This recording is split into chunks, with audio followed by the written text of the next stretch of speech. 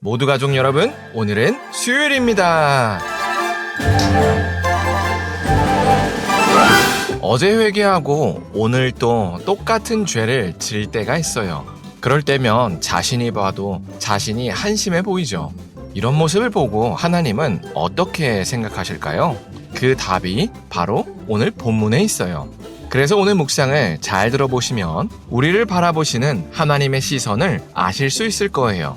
그러면 오늘도 묵상에 잘 참여해 주시고요. 꼭 댓글로 무엇을 느꼈는지를 나눠주세요. 그리고 이 묵상을 나눴으면 하는 사람에게 공유해 주시고요. 오늘도 좋아요와 구독 잊지 말아주세요. 아셨죠? 그러면 오늘 본문인 열왕기상 20장 듣고 올게요. 제20장. 아람의 벤하닷 왕이 그의 군대를 다 모으니 왕 32명이 그와 함께 있고 또 말과 병거들이 있더라. 이에 올라가서 사마리아를 에워싸고 그곳을 치며 사자들을 성 안에 있는 이스라엘의 아합 왕에게 보내 이르기를, 벤하닷이 그에게 이르되, 내 은금은 내 것이요 내 아내들과 내 자녀들의 아름다운 자도 내 것이니라.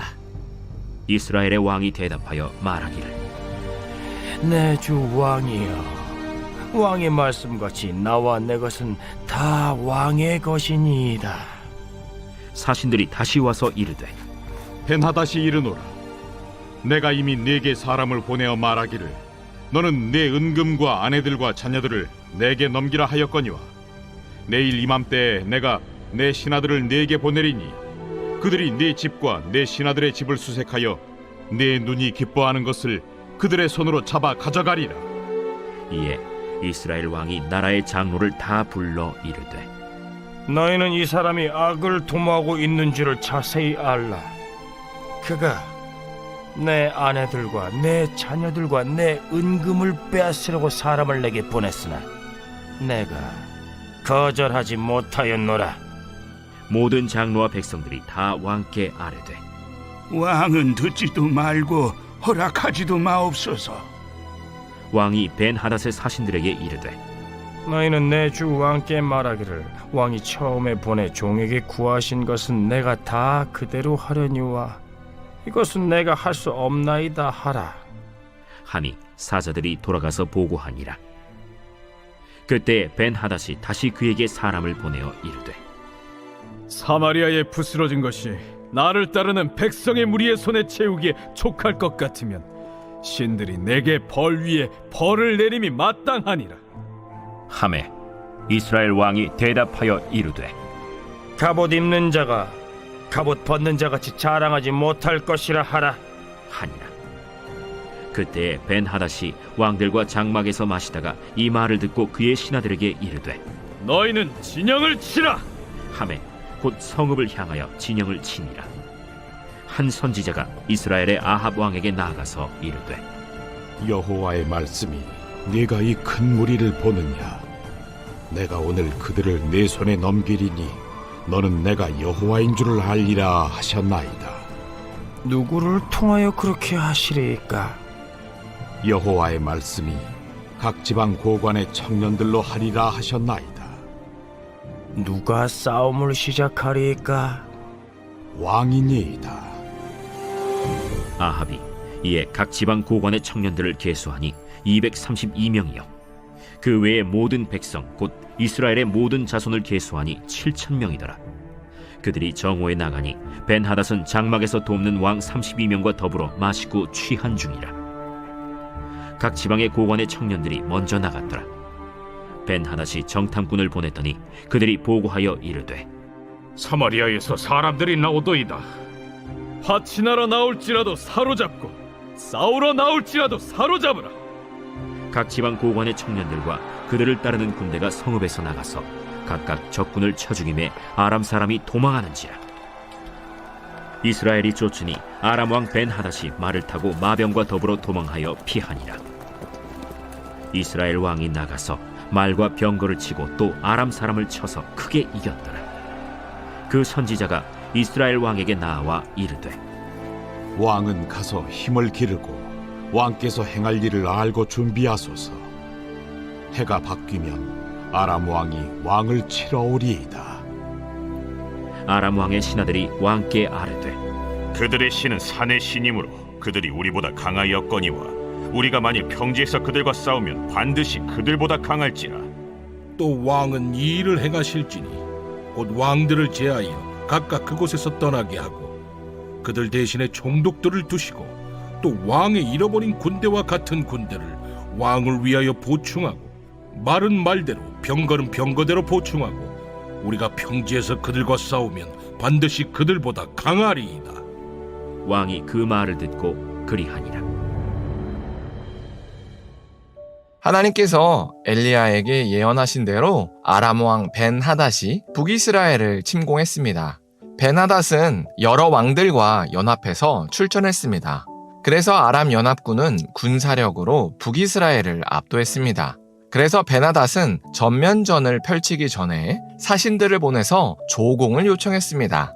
그러자 북이스라엘 왕 아합은 사태를 파악하고 즉시 조공을 약속했습니다. 그러자 벤하닷은 아합에게는 방어할 군사력이 없다는 걸 파악했습니다. 그래서 벤하닷은 아합에게 더 굴욕적인 요구를 요청했습니다. 그러자 아합이 나라의 장로들을 소집했습니다. 그러자 장로들은 거세게 벤하닷의 요구를 반대했습니다. 그러자 아합은 장로들을 의지하여 벤하닷의 요구를 반대하기로 했습니다. 그러자 전면전이 시작됐습니다. 그때 한 선지자가 아합에게 나타났습니다. 그리고 하나님께서 오늘 아합에게 승리를 주시겠다고 예언했습니다. 그리고 이를 통해서 여호와가 하나님이신 줄 알라고 했습니다. 그렇게 선지자의 예언대로 아합이 극적으로 전쟁에서 승리했습니다.